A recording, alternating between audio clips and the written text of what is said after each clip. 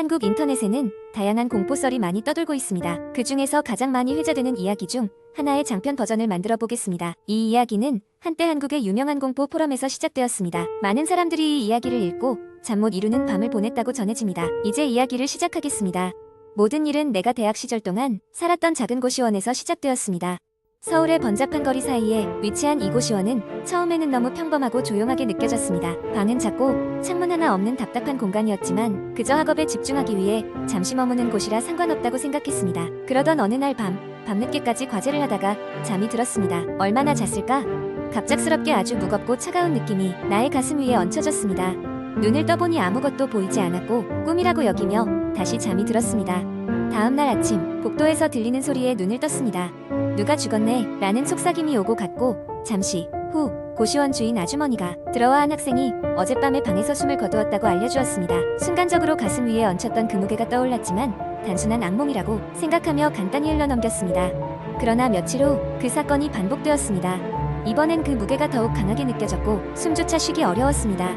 그 순간 벽에서 소리가 들리기 시작했습니다. 마치 벽 너머에서 누군가 손톱으로 긁고 있는 듯한 끔찍한 소리였습니다. 그 사건 이후로 고시원에서 이상한 일들이 계속 발생하기 시작했습니다. 복도의 조명은 갑작스럽게 꺼지고 켜지기를 반복했으며 밤이 되면 복도 끝에서 아이의 웃음소리가 희미하게 들리곤 했습니다. 고시원의 사람들은 하나둘 떠나기 시작했고 나도 곧 이사를 결심하게 되었습니다. 이삿짐을 꾸리던 날 밤 나는 한 번 더 그 끔찍한 상황을 경험하게 되었습니다.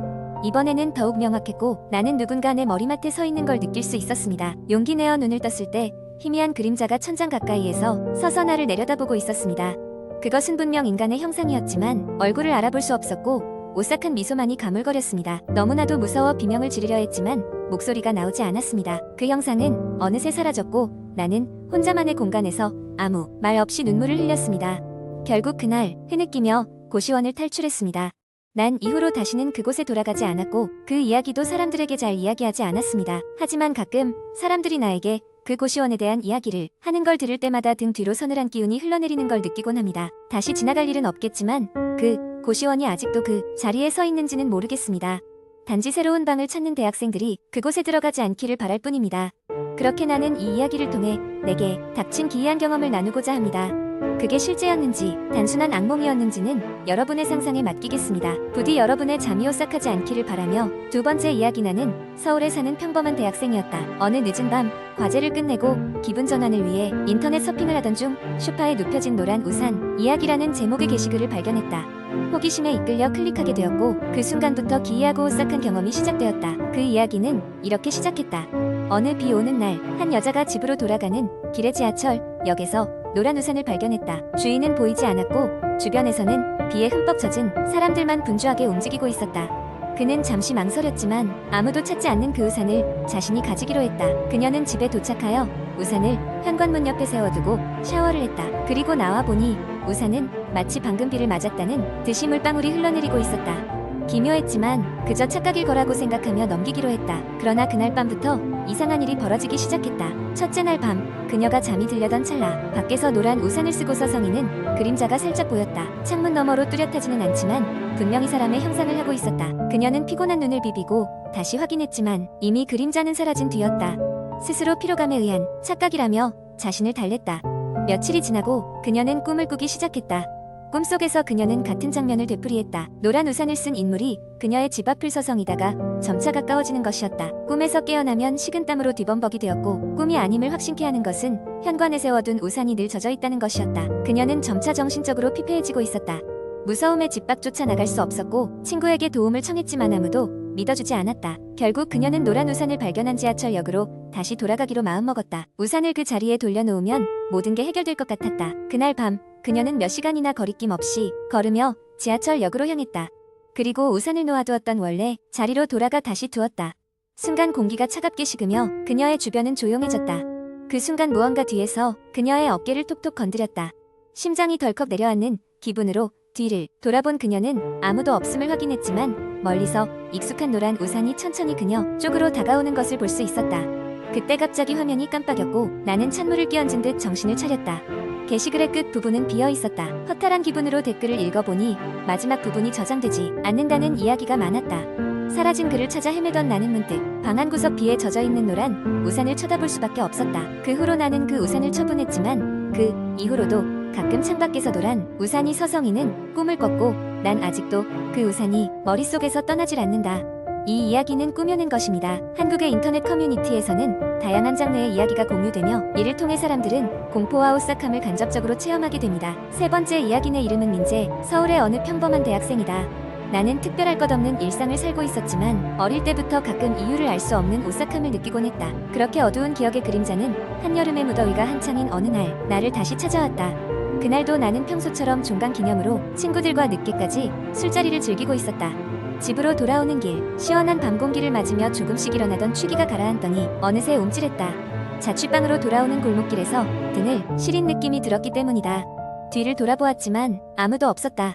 그냥 취기가 가시지 않아서 그럴 것이라 애써 무시하며 발걸음을 빠르게 옮겼다. 집에 도착하자마자 샤워를 하고 침대에 눕자마자 잠이 들었다. 꿈속에서도 무언가에 쫓기는 듯한 기분이 들었다.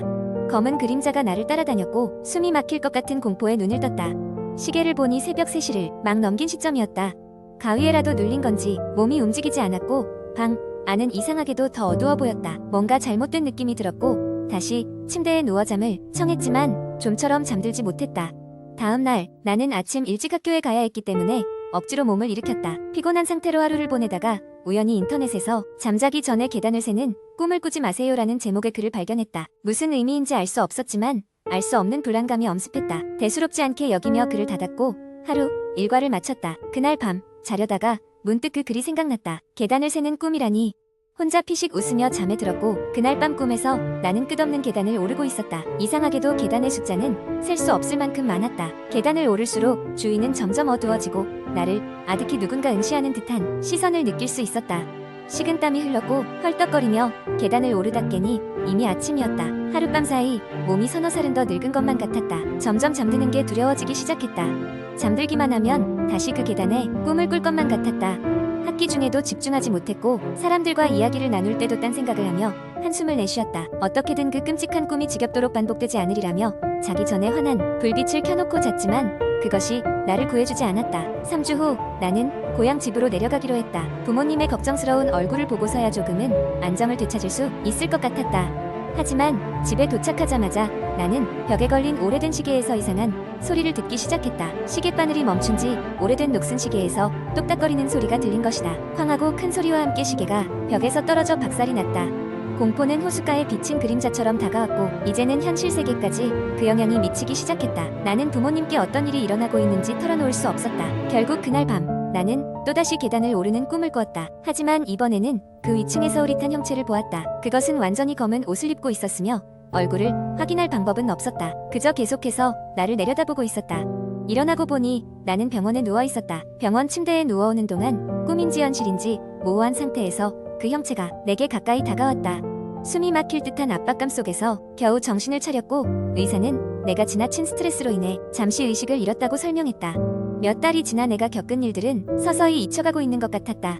여전히 오싹한 기운이 내 주위를 맴도는 것을 느꼈지만 이젠 나도 그것에 익숙해져 있었다. 마지막으로 그 계단에 꿈을 꿨던 날 나는 깊고 긴 터널 끝에 서 있는 듯한 느낌이 들었고 그것이 나를 기다리고 있는 느낌이 들었다. 지금도 가끔씩 아주 가끔씩 자고 일어나면 그날의 꿈이 안개처럼 기억의 저편에서 떠오르곤 한다. 그래도 이제는 무섭지 않다. 어쩌면 나는 이 이야기를 그저 어항된 이야기로 만드는 것으로 두려움을 극복하고 있는지도 모른다. 하지만 그 형체가 나를 놓아주지 않을 것 같다는 생각은 여전히 마음 한구석을 파고든다. 언젠가 어딘가에서 다시 마주칠 날이 올 수도 있을 것 같다.